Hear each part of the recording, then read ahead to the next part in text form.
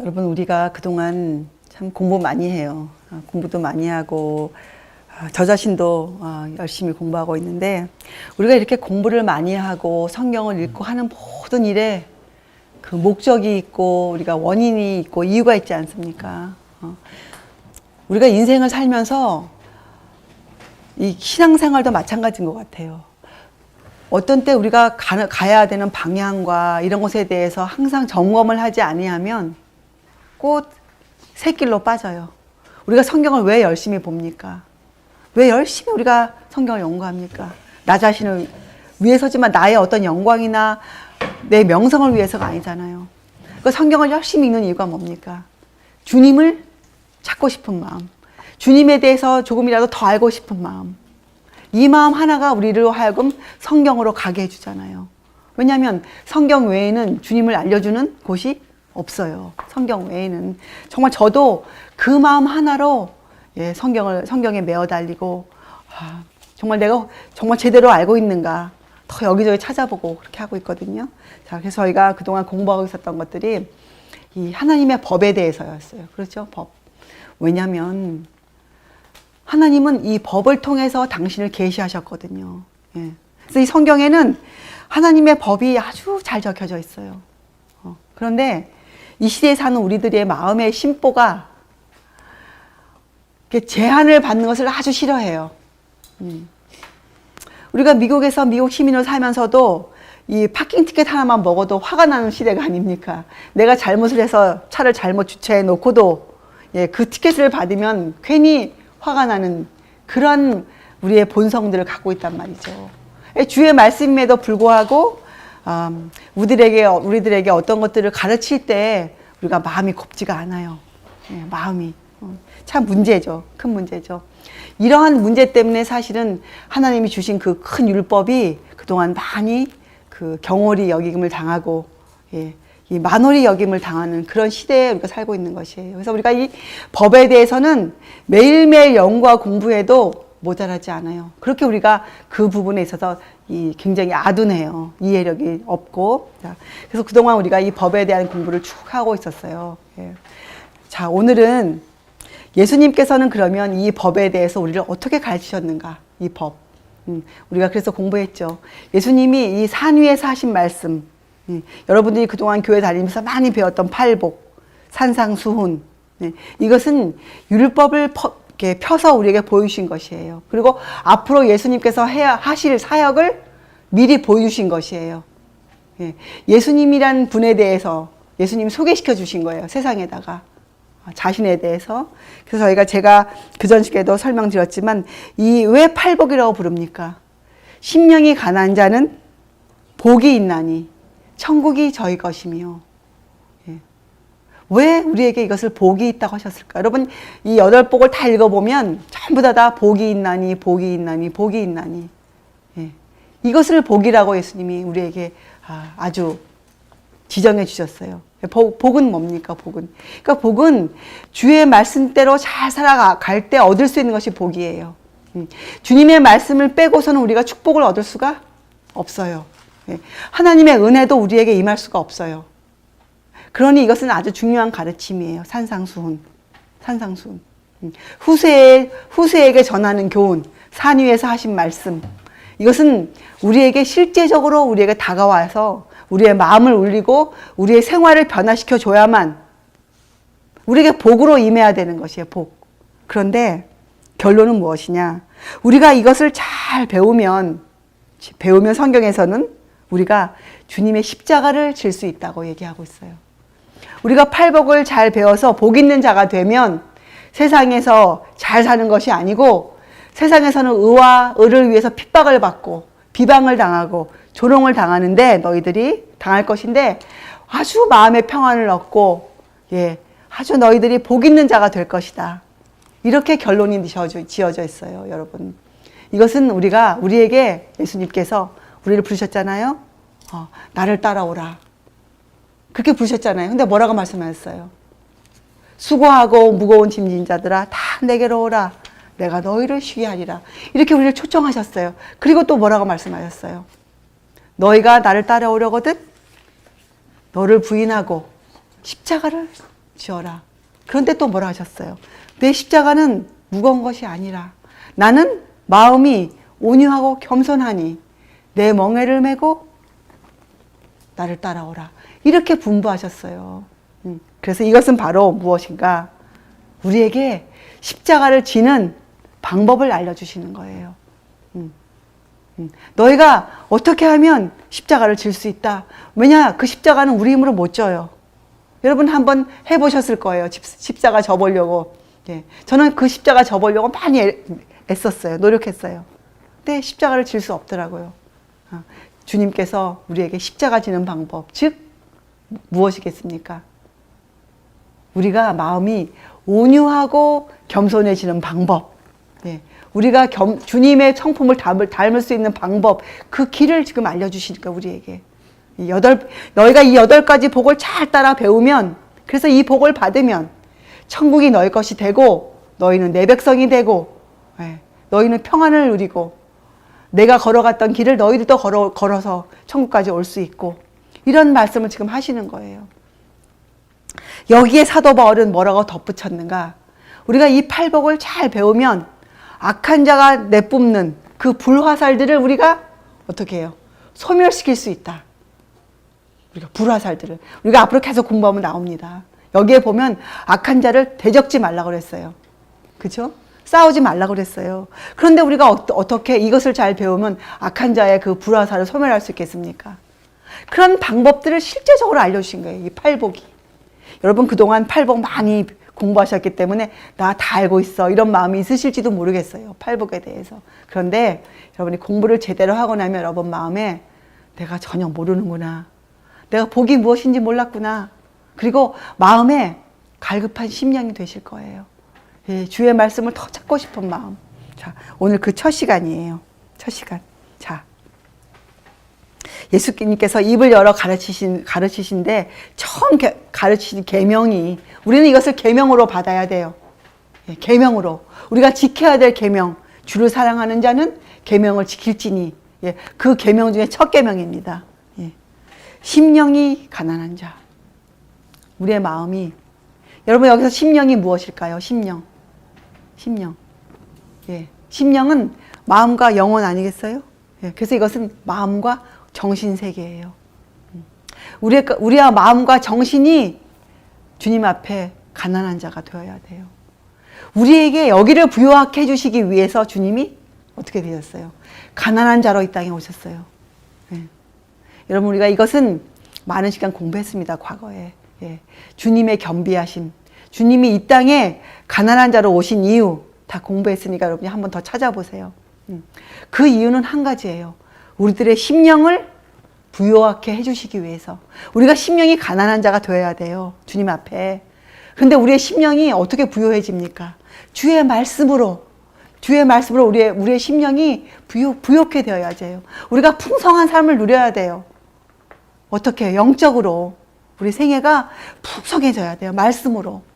우리의 실제적인 삶은 가난할지 모르겠어요. 예, 우리가 남들이 누리는 많은 그 세상의 물질적인 이기함을 우리가 못 누릴 수도 있겠어요. 예, 사실은 못 누리는 게 원칙이에요. 안 누리는 게. 예, 그런 일이 우리에게 형편이 되어도 우리가 그것을 모아서 예, 주께 드리는 것이 우리의 원칙이죠. 우리가 그렇게 살아도 우리 마음에 평안이 넘치고, 예, 그것이 부요함이에요. 부요함. 그런데 그 첫 단계가 심령이 가난한 자. 이것은 여러분과 제가 주님 앞에 서면 항상 영적으로 목말라 하는 자, 아기 같은 자, 예수님의 젖을 먹고 싶은 사람, 예수님이 주시는 살과 피를 예, 먹어야 된다는 필요성을 강하게 느끼는 사람, 예, 같은 말씀을 읽어도 배고픈 사람. 어떤 사람들은 말씀을 전하면 그래요. 아, 그거 저거 제가 다 압니다. 그 말씀 제가 읽었죠. 다 압니다. 그런데 우리는 언제 어느 때 주님이 누구를 통해서 같은 말씀이지만 깊은 이해를 주실지 우리가 모르잖아요. 우리가 귀 기울여 봐야 돼요. 예. 그래서 이것은 우리가 자각해야 될 우리의 영적 빈곤이에요. 우리가 얼마만큼 주의 말씀에 우리가 아직도 그 깊이를 이해하고 있지 못한지, 아는 말씀이라 할지라도 그 말씀을 더 깊이 알면 더 깊은 은혜가 오거든요. 예. 여러분 베드로가 주님을 따라갈 때 뭐라고 고백했습니까? 첫 단계. 그가 실망해서 고기가 안 잡혔어요. 그가 실망했어요. 그가 그때 어떤 사람이 고기를 그물을 던져봐라. 예, 그 따라 했더니 어떻게 됐습니까? 생선을 많이 잡았죠. 그물이 터질 때. 그때 베드로의 고백이 뭐였어요? 죄인입니다. 나를 떠나소서. 예. 그게 베드로가 정말 싫어서 떠나라 그랬겠어요? 아니에요. 자기의 죄됨과 주님을 비교해 볼 때 주님이 여기에 계시면 안 될 뿐이세요. 주님은 이 죄 가운데. 예. 이 죄 많은 어떻게 저랑 주님이 친구가 되십니까? 주님. 그 고백이 베드로 마음에서 솟구쳐 올라온 거예요. 여러분과 저도 매일매일 주님 앞에 무릎 꿇을 때 우리의 기도의 첫 기도가 그거예요. 주님, 저를 떠나소서. 저는 주님 앞에 있을 수 없는 죄인입니다. 주님, 저를 구원해서 어디다 쓰시겠습니까? 그러나 구원받을 가치가 전혀 없지만 주님께서 저를 먼저 사랑해 주시고 저희가 살라 명하시니 주님, 저는 오늘도 살 수 있습니다. 이런 아주 절실한 기도가 나와야 되죠. 여러분 지금 교회에서 하는 기도, 그거 기도 아닙니다. 주님 앞에 명단 쭉 내놓고 이 사람을 위해서 기도하고 저 사람을 위해서 기도하고 내 자식을 위해서 기도하고 물론 그게 전부 잘못됐다는 게 제가 아니에요. 우리가 부모로서 자식의 영생을 위해서 기도해야죠. 자식의 구원을 위해서 기도해야죠. 그렇지만 먼저는 무슨 기도가 먼저 있어야 됩니까? 주님 앞에 나의 이 부족함, 저에게 생명 주시기를 원하는 기도, 이런 것의 빈곤함을 우리가 철저하게 느껴야 돼요. 여러분 우리는 바리새인의 입장에 서 있으면 안 돼요. 바리새인 뭐라고 했습니까? 주님께 뭐라고 기도드렸습니까? 주님, 저들과 같지 아니한 것을 인해서 제가 감사를 드리나이다. 우리가 그런 기도는 드리면 안 돼요. 여러분 라오디게아 교회 주신 메시지가 무엇이었습니까? 너희의 공고한 것, 너희의 가련한 것, 벌거벗은 것, 너희는 절대로 부여하지 않아. 교회에게 하신 말씀이에요. 교회에게. 교회의 그 형편없는 영적인 상태를 주님이 말씀하셨어요. 저와 여러분은 하늘나라에 갈 때까지 또 가서도 우리는 항상 주님 앞에 죄인이거든요. 왜 그렇습니까? 하늘에 가서도 주님은 못 박힌 손과 이마에 그 자국과 그 핏자국을 갖고 계세요. 하늘에서도.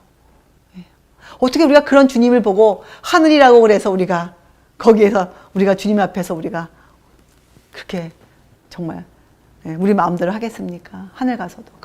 이 땅에서 우리가 그걸 다 연습하고 가야 돼요. 이 땅에서. 자, 그럴 때 그렇게 될 때 우리가 디도서에 나오는 말씀, 모든 사람에게 구원을 주시는 하나님의 은혜를 우리가 바라볼 수가 있는 거예요. 우리 마음의 심령이 가난하게 되어져야, 우리의 마음과 생각이 가난해져야 우리가 디도서 2장 11절의 말씀, 모든 사람에게 구원을 주시는 하나님의 은혜를 우리가 바랄 수 있는 것이에요. 여러분, 우리 이 교만, 자족의 상태 이런 것들 여러분 경계하셔야 돼요. 말씀을 깊이 연구하면 할수록 이 부분에 있어서 우리의 마음에 경계함이 들어와야 돼요. 그리고 이것이 되어야 우리가 무엇을 할 수 있는 줄 아세요? 주님께 진실로 화목제를 드릴 수가 있어요. 감사제사. 주님 감사합니다. 이 감사한 마음이 이것이 바탕이 되어야 주님께 우리가 감사함을 드릴 수 있어요. 그래야 우리의 주머니도 열려요. 주님 앞에서 진실로 주님 감사합니다. 제가 못 먹어도 저에게 지금 내일이 막막해도 제가 주님 오늘 이것을 주님께 드립니다. 그 과부의 두 입 그 재물이 드려져요. 왜 그것을 우리가 지금 못 드리는가 주님께? 왜 자꾸 미래의 것을 계산을 먼저 해보는가? 왜요? 우리의 심령이 가난하지가 않아서 그래요. 우리의 심령이. 주님께 주님 오늘 내가 죽어도 여한이 없습니다. 주님 이것이 답니다. 주님이 저의 전부입니다. 이것이 정말로 안 되기 때문에 그 일이 안 이루어지는 거예요. 근데 주님이 그걸 우리를 탓하지 않으세요. 주님 우리 아시거든요. 주님 여러분을 아세요. 저를 아세요. 주님이 준비해. 지금은 은혜의 시간이야. 너희가 준비하거라. 계속 우리에게 말씀을 주시는 거예요. 그렇죠? 얼마나 감사합니까? 우리가 우리를 도와주신 주님을 감사히 여길 수가 있어요. 이 구원을 받을 수 없는 나 자신 하나도 어찌할 수 없는 나를 구원해 주시는 그 주님의 그 보혈의 공로를 우리가 느끼게 되는 것이죠, 여러분. 이런 사람에게 이런 말씀이 약속으로 오죠. 예수님은 세상 죄를 지고 가시는 하나님의 어린 양이시로다. 이런 말씀이 들을 때 감동이 오게 되는 거예요. 감동. 이 성령의 감동 감화는 아무에게나 오는 것이 아니에요. 똑같은 말씀을 들어도 어떤 사람은 전혀 감동이 없어요. 그 말씀에. 근데 어떤 사람은 깊은 감화를 받아요. 그렇죠? 예. 성령께서 하시는 일이에요. 성령께서는 모든 삶의 말씀을 주시거든요. 근데 그 말씀을 받고 안 받고는 우리가 하는 것이에요. 예수님은 창세 전부터 우리를 위해 준비되신 우리의 죄를 지고 가신 하나님의 어린 양이셨어요. 그리고 지금도 우리의 어린 양이세요. 네. 이런 사람에게 약속이 있습니다. 이사야서에 1장 18절. 너희 죄가 주홍 같을지라도 눈과 같이 희어질 것이요 진홍같이 붉을지라도 양털같이 되리라. 여러분, 이제 우리가 자유함을 느낄 수 있어요. 이 죄로부터. 예. 그렇다고 제가 여러분께 저는 죄를 안 짓는다, 이런 말이 아니잖아요. 예. 그렇지만 제가 죄가 무엇이라는 것을 알기 때문에 정말 제가 거기에 빠지지 않고 제가 주님께서 저를 구원해 주시기를 제가 그것을 마음에 심령이 가난해지는 것이죠. 그 부분에. 그래서 여러분, 이 천국, 심령이 가난한 자는 복이 있나니 천국이 저의 것입니다. 어떤 천국이겠어요? 이것은 이 천국이 만약에 하늘 뿐이라면 우리의 심령은 하늘에 가서야 비로소 가난해진다고 우리가 잘못 해석할 수 있겠죠. 그렇죠? 그래서 이 땅에서 아무것도 안 하고 그저 믿기만 하자, 이렇게 지금 교회가 믿고 있잖아요. 아니에요. 여기에서의 천국은 이 땅에서의 천국이에요. 영적인 천국, 은혜의 왕국, 주님이 우리의 왕으로 계신 곳. 여러분, 예수님이 지금 여러분의 왕이십니까? 우리 찬송하잖아요. 나의 왕이신 예수요. 예수님 지금 우리의 왕이세요. 왕이 있는데 왜 나라가 없습니까? 왕이 계시다는 것은 나라가 있다는 뜻이에요. 그럼 예수님이 나라도 없는데 지금 숨어서 왕노릇 하신다는 거예요? 아니잖아요. 예수님은 우리의 왕이세요. 지금 이 땅에는 우리 눈에 안 보이지만 하나님의 나라가 성립되어 있어요. 예수께서 왕으로 계시고 12사도가 계셨고 그 왕이 계신 그 나라의 일을 할 수 있는 여러분과 저 같은 주님의 종들을 주님이 가지고 계세요. 이 천국은 영적인 천국, 은혜의 왕국인 지금 이 땅을 가리키고 계세요. 그래서 우리가 이 땅에서 어떻게 해요? 예수님께서 갖고 계셨던 그 심령이 가난한 마음, 예수님도 이 땅에 사실 때 심령이 가난하셨어요. 아버지께 기도하지 않고 아버지께서 그 말씀을 안 주시면 예수님이 사역을 못 하셨어요. 예수님 심령도 가난하셨어요. 심령이 제일 가난하셨어요. 예수님께서. 예수님 밤새워 기도하셨잖아요. 자, 지금 여러분과 저는 이 은혜의 나라에서 백성들이에요. 백성들. 예수님을 모시고 사는 주의 백성이에요. 그렇죠? 지금 여러분과 저는 이 은혜의 나라에서 지금 뭘 하고 있습니까? 예수님으로부터 말씀을 훈련받고 있어요. 교육받고 있어요. 예수님께서 직접 여러분과 저를 가르치시고 생애를 예수님께서 주관하시면서 우리 강 집사님 보고 싶어 하시는 그 지팡이로 지금 우리를 인도해 가고 계시는 거예요. 왼쪽으로, 오른쪽으로, 어떤 때는 앞길로, 어떤 때는 돌아서, 그렇죠? 여러분의 생애를. 그러니 우리가 할 일은 무엇입니까? 우리 생애의 주권을 이제는 더 이상 우리 손에 두지 말고 주님께 맡기세요. 우리의 생애를 맡겨야 돼요, 주님께. 그것이 첫 번째 우리에게 주신 명령이셨어요. 너의 심령이 가난해져라. 가난한 자가 되거라. 그런데 여러분, 심령이 어떻게 가난해집니까? 심령이. 우리의 마음과 정신이 어떻게 가난해집니까? 자, 우리가 두 번째, 세 번째 그 계명을 공부하다 보면 방법이 나와요. 무조건 우리 보고 심령이 가난해져라 이렇게 하신 분이 아니세요, 예수님께서는. 그렇죠? 자, 공부가 아직 안 끝났습니다, 여러분. 여러분이 귀를 기울이시고 또 집에 가셔서 말씀을 연구해 보세요. 마태복음 5장, 6장, 7장, 또 누가복음 6장, 예, 또 갖고 계신 책들을 쭉 읽어보세요. 자, 두 번째, 심령이 가난한 자가 되기 위해서 두 번째 명령을 또 주셨어요. 자, 두 번째, 애통하는 자. 애통하는 자는 복이 있나니 저희가 위로를 얻을 것이며 위로를 받을 것이며. 자, 애통. 여러분 애통하십니까? 마음이? 여러분 마음이 슬프세요? 이 세상엔 슬픈 일이 많죠. 자식들이 말을 안 들어서 슬프고, 또 자식이 없어도 남편이 잘 말 안 들어요. 또 어떤 땐 사업이 잘 안 돼요. 어떤 땐 직장에서 많은 문제가 생겨요. 또 학생들은 공부가 힘들어요. 슬퍼요, 마음이. 뜻하는 바가 잘 되지 않아요. 마음이 슬퍼요. 자, 그러면 예수님께서 그러한 슬퍼하는 자들에게 하신 말씀일까요? 애통하는 자. 자, 첫 번째, 심령이 가난한 자에게 주신 말씀이에요. 자, 애통하는 자. 이 애통은 애통이라는 단어는 아주 심히 슬퍼한다는 단어, 심히 슬퍼한다. 슬픔이 아주 극에 달한 거예요. 슬픔이 극에 달한 거. 여러분, 이것은 무엇일까요? 우리가 언제 인간이 가장 극한 그 슬픔에 달할까요? 아마 막 살다가, 마음대로 막 살다가, 아무것도 모르고 살다가 갑자기 나에게 위기가 닥쳐왔을 때, 준비가 안 된 죽음이 닥쳐왔을 때, 그때 굉장히 마음이 힘들 것 같아요. 그죠? 아무것도 준비가 안 됐을 때. 맞아요. 이 애통은 내 생명과 연관된 것이에요. 내 생명. 바로 이 애통은 우리가 구원을 받을 수 없는 그런 처지에 있을 때 갖는 그 애통이에요. 내가 이 구원함을 어찌할 수 없는, 내가 이 목숨을 부지할 수 없다는, 내 생명을 내가 어찌할 수 없다는 그러한 상태. 다른 말로 하면 이 죄 문제를 내가 어찌할 수 없다. 저는 나이가 그렇게 많지는 않아도 이제 인생의 마지막 부분에 해당되는 그런 나이에 사는 사람으로서 어떤 때는요, 이 자식을 놓고 볼 때 참 속더럽다. 이런 생각을 참 많이 해요.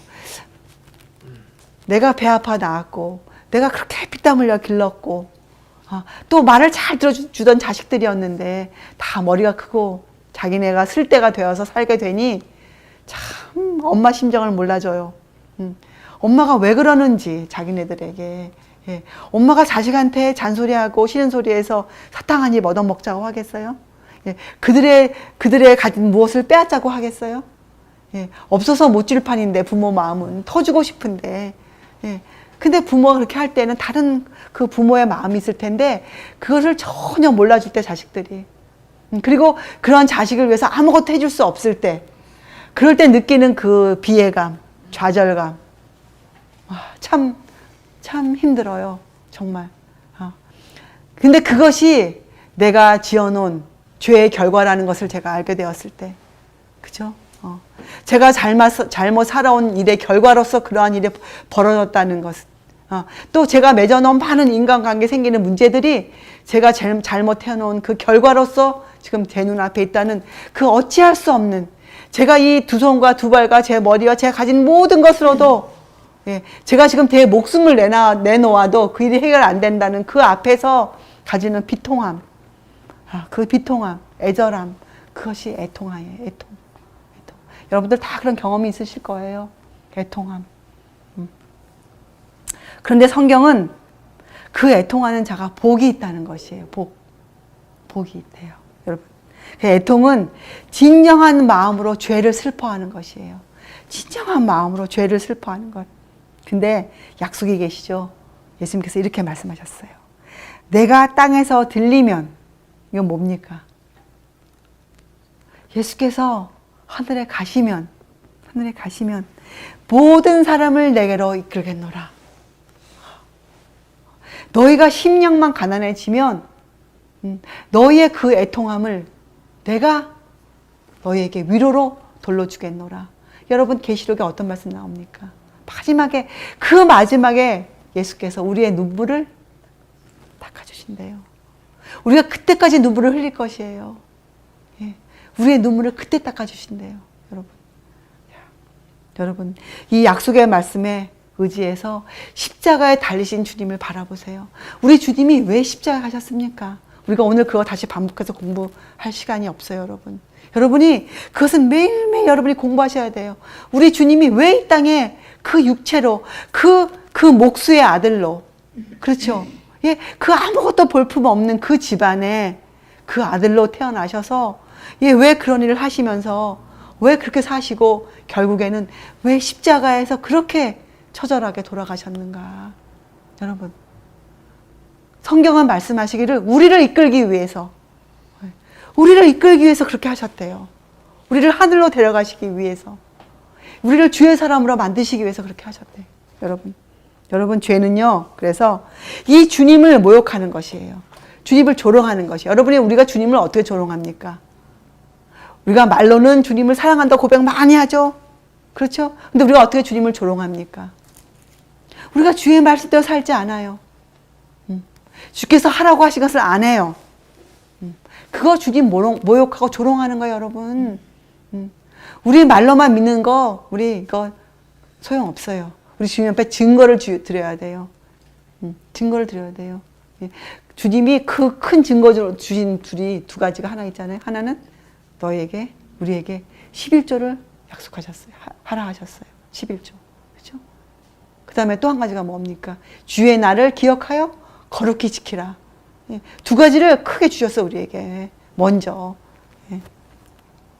그리고 우리가 여러분, 이 죄는요, 여러분과 제가 주의 말씀을 알면서도 배은망덕하게 사는 것. 주님을 안다 하면서도 주의 말씀 따라 살지 않는 것. 그거 배은망덕이에요. 그거 지금도 주님을 십자가에 못 박는 것이에요. 그것을 버리는 것이에요. 여러분, 얼마나 우리가 많이 서로 고백합니까? 나 더 이상 그렇게 살고 싶지 않아. 난 더 이상 그런 삶, 그런 내 생애를 이어가고 싶지 않아요. 정말. 그때 우리 중에 누군가가 고백했어요. 지금 나는 딱 죽고 싶다. 이 중에 앉아 계신 한 분이 그렇게 고백했어요. 딱 죽고 싶다. 나는 지금 딱 죽고 싶다. 그럴 때 주시는 하나님의 위로가 무엇입니까? 우리에게 주시는 위로. 뭐 주님이 하늘에서 금은보화를 막 떨구세요? 아니면 뭐 우리의 형편을 싹 바꿔서 아주 형편을 좋게 말 안 되는 자식이 말을 싹 잘 듣게 되어집니까? 어떤 위로를 우리한테 주신다는 겁니까? 우리에게. 예. 우리에게 의를 주세요. 용서함을 주세요. 우리에게 회개할 수 있는 마음을 열어주세요. 죄사함을 받는 회개를 할 수 있는 우리의 마음을 열어주세요. 우리가 주께 우리의 모든 죄를 고백해요. 그러면 주께서 우리를 용서하세요. 기다렸죠. 주님 기다리시죠. 그리고 우리에게 무엇을 주십니까? 주님의 그 아름다운 의의 옷, 주님의 그 아름다운 두루마기를 우리에게 입혀주세요. 그게 스가랴서의 말씀이잖아요. 예, 그 여호수아, 더러운 옷을 입고 여호수아에게 그 옷을 벗기시고, 예, 주의 아름다운 옷을, 예, 세마포를 입혀주시잖아요. 예, 주님의 아름다운 품성의 두루마기를 입혀주시잖아요. 예, 우리가 애통해하면 우리가 그 애통해하는 과정을 살면요, 여러분과 저의 품성 안에 주님의 온유와 겸손의 품성이 어느새 자리를 잡고 있어요. 예. 우리가 이렇게 애통해 하잖아요. 그럼 꼭 우리가 바보가 된 것 같아요. 예. 사람들이 우리를 향해서 이런저런 말을 해도 전혀 답하고 싶은 생각이 생기지가 않아요. 그래서 여러분 성경에 이런 말씀 나오죠. 악한 자를 우리가 계속 공부할 건데 대적지 말라. 오른밤을 맞으면 어떻게 하라고요? 왼밤을 돌려대어라. 그게 되는 거예요. 예. 우리를 모욕하고 조롱하면서 오른밤을 때리죠. 요새 솔직히 현대사회에서 누가 사람 뺨을 때립니까? 그렇잖아요. 말로 때리잖아요. 말로 그 사람을 죽이잖아요. 그런데 성경 말씀 뭐예요? 왼편을 돌려대라. 예. 어떻게 됩니까? 우리가 주님의 위로를 받기 때문에, 예. 주께서 우리를 용서해 주시기 때문에, 예. 우리에게 믿음으로 말면 의가 우리 안에 자리를 잡기 때문에 우리가 점차적으로, 예, 그런 형편에 처할 때 우리가, 예, 주께서 어디로 인도하시든지 따라가는 어린 양, 예, 주님처럼, 끌려가는 어린 양이라도, 털각으로 끌려가는 어린 양이라 할지라도 잠잠히 갈 수 있는 그런 사람이 되는 것이에요. 자, 그래서 여러분 여기에 여러분이 알아야 될 것이 중요한 것이 시련, 고난. 여러분 생애 가운데 오는 시련과 고난. 여러분 시련과 고난은 예수님을 안 믿어도 있어요. 예. 꼭 예수님을 믿기 때문에 시련과 고난이 오는 것이 아니에요. 시련과 고난이 20대에 안 와요? 30대에 안 와요? 40대에 안 와요? 그럼 언제 옵니까? 예, 50대, 60대 나이 들어서 그거 다 받아요. 그게 인생이에요. 그게 인생이에요. 그런데 여러분 이 에레미야 애가서 여러분 한번 읽어보세요. 특별히 3장에는요. 그 시련 때문에 낙심한 사람이 그 글을 적었어요. 너무 사는 게 힘들고 어려워서 그가 낙심에 빠져서 적은 글이 에레미야서 애가 3장이거든요. 근데 그때 하나님이 이렇게 얘기하세요. 그 사람을 통해서. 에레미야 애가 3장 33절. 인생으로 고생하며 근심하게 하심이 본심이 아니로다. 하나님은 원래 우리한테 그렇게 하시지 않았어요. 하나님께서는 이 지구에 가시와 엉겅퀴를 만들지 않으셨어요. 하나님 우리를 위해서 아름다운 지구를 만들어 주셨어요. 모든 것이 죄의 결과로 생겼어요. 여러분과 저의 인생에 생기는 모든 쓴 것들 하나님이 주신 것이 아니에요. 여러분과 제가 지어놓은 죄의 결과, 우리가 막 해놓은 우리의 말, 우리가 함부로 한 우리의 행동, 네. 잘못 기른 자식들, 이런 것 때문에 우리에게 쓴뿌리가 오는 것, 쓴 그 일이 당하는 것이지 주님이 주신 것이 아니에요. 도리어 주님은 어떻게 하십니까? 그 시련과 고난을 통해서 어떻게 우리를 위로하세요. 네. 여러분 이제 위로가 나오면 여러분이 아세요. 우리를 용서하세요. 우리가 그 일의 원인인데, 우리가 우리 인생의 시련과 고난의 원인인데 우리를 도리어 용서해 주세요. 우리에게 그 죄값을 안 물으세요. 그리고 우리가 그 죄의 결과를 잘 정리할 수 있도록 우리에게 힘을 주세요. 주님이 그것을 정리해 주시는 게 아니에요. 우리가 그 일을 정리해요. 왜? 우리가 그 일을 정리해 가면서 어떻게 해요? 우리 자신을 직면하는 거예요. 아, 내가 이렇게 나쁜 사람이었구나. 내 안에 이런 죄가 숨어 있구나. 내가 이렇게 질투심이 많은 여자구나. 내가 이렇게 자식을 사랑하지 못했구나. 내가 이렇게 남편을 사랑하지 못했구나. 내가 저 교우를 이렇게 미워했구나. 내한테 이런 시기심이 있었구나. 와, 놀랍다. 내 이 죄의 근본, 이런 것들을 낱낱이 내가 내 눈으로 보면서 어떻게 해요? 그 죄들을 버리기 시작하는 거예요. 이것은 심령이 가난해지고 내가 죄에 대해 애통하는 자가 되어야 비로소 그 일을 할 수가 있어요. 죄를 버릴 수가 있어요. 죄 청소를 시작할 수가 있어요. 그래서 여러분, 감당하기 심히 어렵고 가혹하게 보이는 시련이라도 여러분 일단 믿음으로 받아들이세요. 믿음으로 주의 약속을 믿으세요. 주님의 약속을. 제가 여러분 보고 허당을 믿으라는 것이 아니에요. 주께서 하신 약속을 믿어보세요. 그러면 결국에는 그것이 우리를 향한 하나님의 은혜이고 축복임이 드러날 것이에요. 여러분 이렇게 나오죠. 요한일서 5장 4절에 뭐라고 나옵니까? 하나님을 사랑하는 자들은 하나님을 세상을 이긴다고 그래요. 하나님의 자녀들은 세상을 이기는 자들이라고 나와요. 그런데 그 이김을 뭐라고 표현해놨습니까? 세상을 이긴 이김은 이것이니 바로 믿음이니라. 믿음이니라. 믿음. 그것이 믿음이에요, 여러분. 그것이 믿음이에요.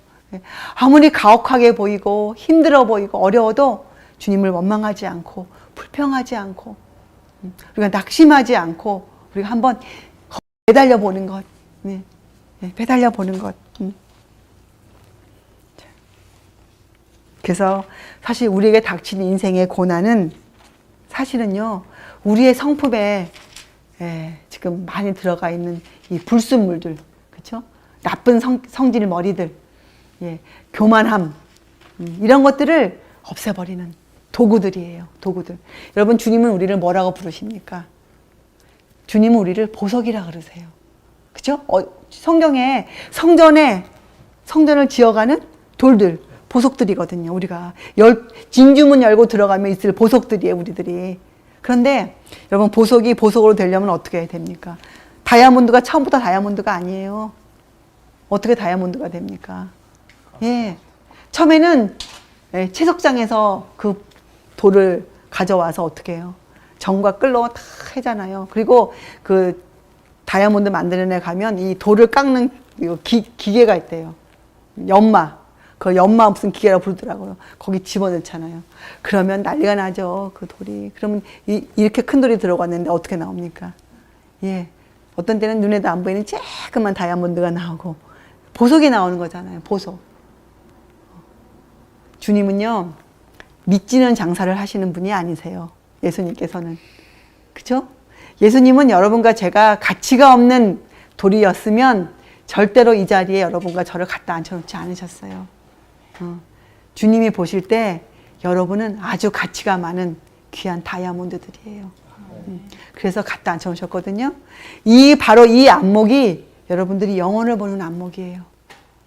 주님이 우리를 그렇게 봐주잖아요. 우리가 다이아몬드가 아니에요. 우리는 사실 가치가 없는데 주님이 우리의 가치를 그렇게 높여주셨어요. 그래서 이 애통하는 자는요, 또 무엇 할 수 있냐면 영혼을 볼 수 있어요. 영혼의 가치를 볼 수 있어요. 저 영혼이 얼마나 귀한지. 저 영혼이 지금 나에게 잘못을 하고 있어도, 지금 저 영혼이 내 뺨을 때리고 있어도 저 영혼이 너무 귀하다는 것을 알게 돼요. 여러분, 하나님께서 우리의 믿음의 선배 다윗을 가장 사랑스럽게 보인 때가 언제입니까? 다윗은 참 특별한 사람이었어요. 하나님께 어릴 때부터 그 인정을 받은 사람이었고 그렇게 살았어요. 목동으로서도 자기가. 그래서 한날의 왕도 되었어요. 그렇죠? 이스라엘이란 나라에. 그런데 또 반면에 참 씻지 못할 죄들을 많이 지은 우리의 선배였거든요. 그런데 이 하나님께서 이 다윗을 가장 사랑하셨다고 나온 때가 성경에 나오는데, 그때가 언젠가 다윗이 압살롬, 그 아들이 반역을 해서, 그게 보통 반역이 아니었어요. 그렇죠. 예.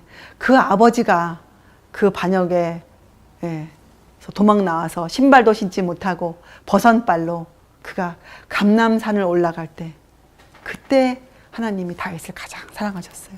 왜 그랬을까요, 여러분? 생각해 보세요. 왜요?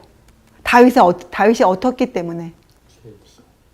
예, 다윗이 이런 마음이었어요. 사실 다윗이 왕이었거든요. 그리고 다윗을 쫓아나온 사람들이 많았어요. 심지어는 법궤도 들고 나왔어요. 법궤. 그쵸? 예. 그런데 다윗이 왜 그랬을까요? 다윗은 왕으로서 권한이 있었습니다. 그래서 반역을 진압하고 자기가 그렇게 할 권한이 있었어요. 근데 다윗이 왜 그냥 도망갔습니까?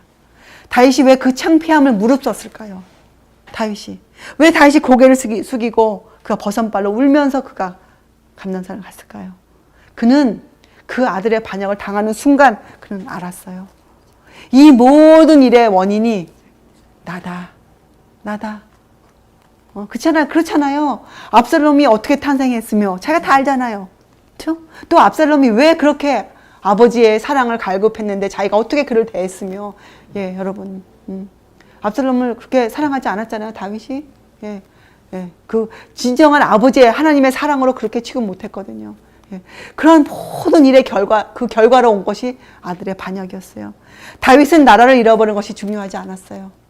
다윗은 자기가 죽는 것이, 자기가 백성 앞에 창피를 당하는 것이 다윗은 전혀 두렵지가 않았어요.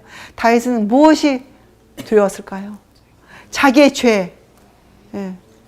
그래서 그 시므이가 저주의 말을 할 때에도 다윗은 그것을 받았어요. 다윗은. 여러분이 그 다윗의 마음으로 돌아가야 돼요. 여러분이 그 다윗의 죄를 성경에서 읽으면서 여러분의 죄를 들여다볼 수 있어야 돼요. 이것이 애통하는 자예요. 이것이 애통하는 자가 성경을 보는 방법이에요. 다윗이 지어놓은 죄를 보면서 여러분의 죄가 드러나야 돼요. 계시록 3장 19절에 물은 내가 사랑하는 자를 책망하여 징계하노니, 이것은 라오디게아 교회겠죠. 그죠? 우리를 책망하고 징계하시겠대요, 주님께서. 우리 보고 받으래요. 네. 그러므로 방법을 주셨어요. 그 징계를 받는 방법. 내가 열심을 내라. 우리가 열정을 내야 돼요. 열심을 내야 돼요. 근데 어디에? 회개하라예요. 회개하라. 여러분, 이 시대에 우리에게 주님이 주신 말씀이 회개하라예요. 회개하라. 열심을 내라. 그것도 그냥 회개하라가 아니에요. 열심을 내라. 회개하라. 우리의 온갖 것을 우리는 지금 다 내서 우리 애통하는 자가 되어야 돼요. 심령이 가난하고 여러분의 죄를 낱낱이 여러분이 아셔야 돼요. 누가 여러분에게 죄를 알려주면 여러분이 그 사람에게 고마워해야 돼요. 예, 그래서 우리가 왼편을 돌려댈 수 있는 거예요. 우리가 그래서 자 오늘의 또 한 사람 있죠. 이 일에 다인 말고 아주 대표적인 사람 또 한 사람 우리의 선배 야곱. 자 여러분 야곱의 생애도 참 기가 막혀요. 예, 하나님의 음성을 듣고 그가 갔죠. 예, 20년을 그가 방황을 했죠. 나이가 90이 넘었어요. 96세가 됐을 때. 예, 그때가 그가 고향으로 돌아오면서 그 옛날에 지은 죄 때문에 그가 형 에서가 무서워서 그가 벌벌 떨고 있을 때 그가 어떻게 합니까?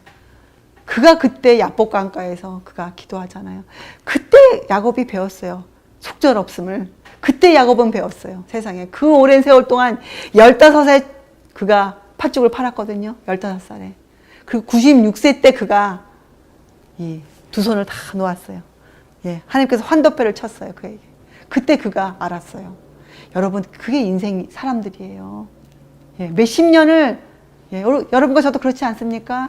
신앙생활 열심히 살지만, 여러분 마음에 가끔씩 이런 생각이 들어요. 이 정도면 내가 선량하지 뭐. 이 정도면 내가 무슨 그렇게 큰 죄를 졌어. 이 정도면 내가 되지 않았어. 내가 주님께 이 정도 했으면 됐지 않아? 여러분, 이거 무서운 마음이에요. 예, 야곱이 그 속절없는 아무것도 할 수 없다는, 야곱은 11조 드린 사람이었어요. 시작부터가. 그렇잖아요. 하나님이 그렇게 약속해 주셨기 때문에. 근데 그때 야곱이 그 야복 강가에서 그가 깨달아 알았어요. 야복 강가에서. 여러분과 저도 인생의 야복 강가를 지나가야 돼요. 주님 앞에서 모든 것을 놓아야 돼요. 모든 것을. 그래서 여러분, 시련은 우리에게 유익이에요. 그럼 어떤 분이 그러겠죠. 네가 그런 시련을 당해봤어? 지금 내 형편을 알아? 사람은 다 그 형편에 맞는 시련을 겪어요. 다 정도가 다르겠지만 다 그 눈물 아픈 사연들이 있어요. 마음에. 그래서 여러분, 그것이 무엇이 됐든 여러분이 기억하세요. 그것은 나에게 유익이라. 성경엔 어떻게 나옵니까? 고난이 유익이라. 여러분이 주님의 위로를 기대하세요. 어떤 위로입니까? 우리에게 주님의 의를 입혀주시는 그 위로를 기대하세요. 그리고 여러분 또 한 가지 경계할 것이 있습니다. 낙심치 않도록 여러분의 마음을 붙잡으세요. 낙심하지 마세요. 아무리 어려운 일이 와도 낙심하지 마세요. 그리고 주님께서 여러분들을 가르치실 때, 견책하실 때 여러분이 그것을 경시하지 마세요. 주의 말씀을 여러분이 귀를 열고 그 주님의 호소를 들으세요. 여러분, 이것은 욥기서 5장에 있는 말씀인데, 물론 이것은 욥이 한 말이 아니고 그 엘리바스가 한 말이지만, 여러분 이거 주의 말씀이세요. 이 환난을 당한 자들에게 하신 말씀입니다. 욥기서 5장 17절에서 19절. 볼지어다 하나님께 징계받는 자에게는 복이 있나니. 복이 있대요. 복이 있나니. 그런즉 너는 전능자의 경책을 업신여기지 말지니라. 하나님은 아프게 하시다가 싸매시며 상하게 하시다가 그 손으로 고치시나니 6가지 환난에서 너를 구원하시며 7가지 환난이라도 그 재앙이 내게 미치지 않게 하시며. 여러분, 이것을 여러분은 예언을 연구하신 분들이잖아요. 여러분, 이거 들으면서 생각나는 예언 구절이 하나 나오죠. 6가지 환난, 7가지 환난, 그 재앙이 내게 미치지 아니하리라. 이 말씀은요, 마지막 길을 걸어갈 사람에게 주신 약속의 말씀이에요. 앞으로 세상에 7 재앙이 임할 것이에요. 그렇죠. 거기에서 우리를 구원하시겠다는 하나님의 놀라운 약속의 말씀이에요, 여러분. 기억하세요. 그래서 지금 여러분, 아무리 슬퍼도 그 슬픔이 여러분의 눈을 가리면 안 돼요. 슬픔이 눈을 가리면 막달라 마리아가 예수님을 못 알아봤어요. 그렇죠? 부활하신 예수님을 막달라 마리아가 못 알아봤어요. 왜요? 예수님의 모습이 변했나요? 아니에요. 너무 슬펐기 때문에 그 슬픔이 앞을 가렸어요. 사람이 낙심하면 앞이 가려져요. 그래서 여러분, 그것을 여러분들이 경계하세요. 그리고 위로하세요. 주님의 위로로 여러분을 위로하세요. 주의 위로로. 자, 우리가 이렇게 살면 어떻게 됩니까? 이 말씀을 하고 제가 끝낼게요. 예, 고린도 후서 1장 3절과 4절의 말씀. 자비의 아버지시요 모든 위로의 하나님이시며 우리의 모든 환난 중에서 우리를 위로하사 우리로 하여금 하나님께 받는 위로로서 모든 환난 중에 있는 자들을 능히 위로하게 하시는 이시로다. 이제 여러분이 이 말씀을 읽을 때 위로를 아시잖아요. 무엇인지. 예, 정말 위로가 돼요. 정말 위로가 돼요. 근데 이것은 위로가 뭔지 알아야 100% 이 말씀에 사고 있는 위로를 가져올 수 있는 것이에요. 자, 여러분 끝으로 로마서 3장을 한번 펴보세요. 자, 로마서 3장. 우리 오늘 두 가지 공부했습니다. 심령이 가난한 자, 그리고 애통하는 자, 복이 있나니 천국이 저희 것이며 또 애통하는 자는 어떻게 돼요? 예, 위로를 받을 것이며. 자, 로마서 3장 31절. 이것은 아주 중요한 구절이에요. 우리가 저번 시간에도 공부했는데 저희가 한 번 더.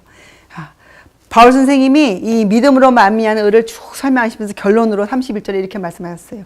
그런즉 우리가 믿음으로 말미암아 율법을 폐하느뇨? 그럴 수 없느니라. 도리어 율법을 굳게 세우느니라. 자, 이제 여러분은 이걸 이렇게 읽으실 수 있으시죠? 그런즉 우리가 믿음으로 예수님을 나의 구세주로 영접하였으므로 이제 나는 율법을 내 생애의 원칙으로 지키며 나는 그 율법을 통하여 그런 일을 통하여 하나님께 영광을 돌려드리겠노라. 이렇게 읽어야 로마서 3장 31절을 제대로 읽는 것이에요. 그렇잖아요. 믿음으로 말미암아 율법을 폐하느뇨? 이게 무슨 뜻이에요? 우리가 믿음으로 주님을 받아들이면 주님의 위로가 우리에게 넘쳐요. 그 위로가 뭡니까? 하나님의 의가, 예수님의 의가 우리에게로 들어와요. 그럼 우리가 어떻게 돼요? 율법을 지키는 자가 되어요. 그렇죠? 그래서 사도 바울이 그랬죠. 그럴 수 없느니라. 도리어 율법을 굳게 세우느니라. 자, 이제 여러분과 제 마음에는 이 율법에 대해서 전혀 문제가 없습니다. 그렇죠?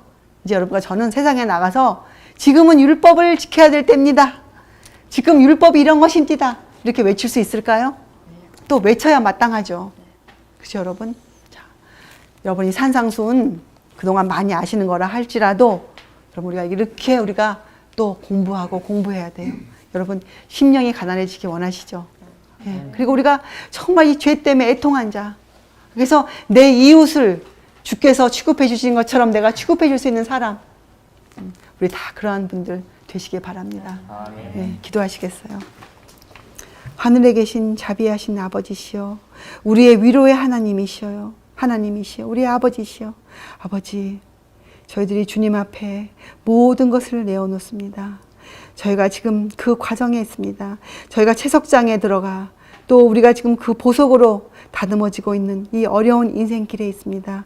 주님, 여기에 고개 숙인 모든 사람들의 이 마음에 오셔서 우리의 어려움과 우리의 시련들을 주님 우리에게 알려주시고 우리가 그 길을 낙심치 않고 우리가 걸어갈 수 있도록 주님 우리의 심령을 가난하게 만들어 주시고, 우리가 이 죄 문제로 우리가 주를 십자가에 못 박은 그 죄로 우리의 마음이 항상 애통하게 하여 주시옵소서. 감사드리오며 귀하신 예수 그리스도의 이름으로 아버지께 간절히 기도드리옵나이다. 아멘.